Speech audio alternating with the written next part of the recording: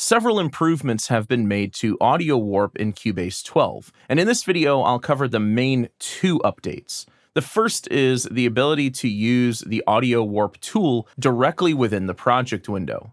And two, there's a new phase-coherent audio warp mode, which is really helpful when applying audio warp to multi-channel recordings like multi-channel drums. Both of these new features are available in the Pro and Artist versions of Cubase. So I've got some multi-track drums here, and the drummer did not play this to a click.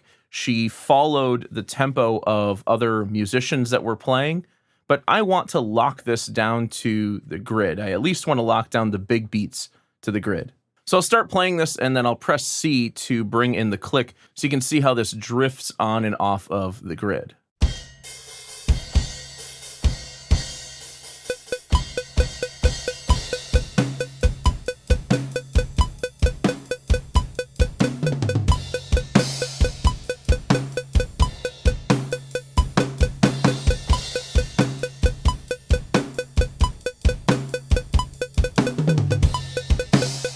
So you can see here, she starts to get ahead of the grid, and in the beginning, she actually starts quite ahead of the grid and then sort of falls into tempo here at measure 5. So I can use AudioWarp to correct these timing issues and tighten up the performance.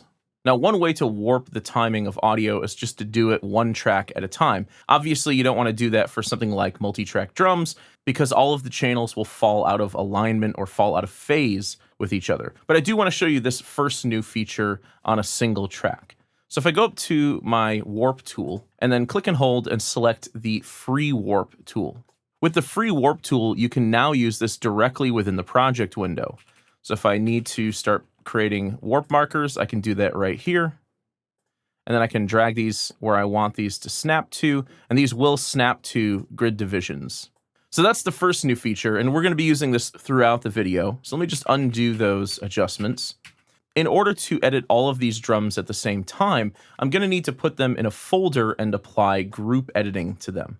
So what I'll do is create a new track, and I'll create a new folder track, and I'll call this drums. I'll click Add Track. I'll put the drums folder up at the top, and then I'll just select all of the drum tracks and drag them directly onto the drums folder. So now these are all contained within the drums folder. If you click here, this turns on group editing. So any edits I make to the audio will affect all of the channels within the folder. However, there's a new mode in Cubase 12. If you click here, this turns on phase coherent audio warp. So this makes sure that the phase, the alignment of all of your multi-channel recordings will stay perfectly aligned as you apply audio warp. So once again, I'm going to go up to my warp tool, make sure free warp is selected.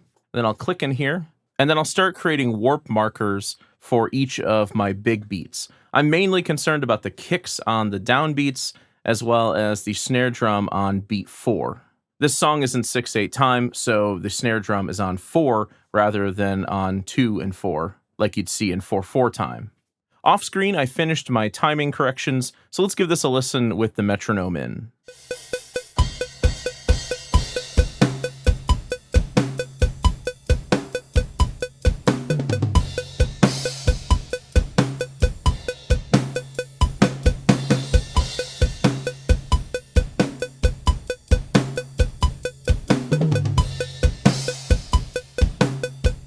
And there you go. I've corrected the timing of these drums using the free warp tool directly within the project window and utilizing group editing and the new phase coherent audio warp mode.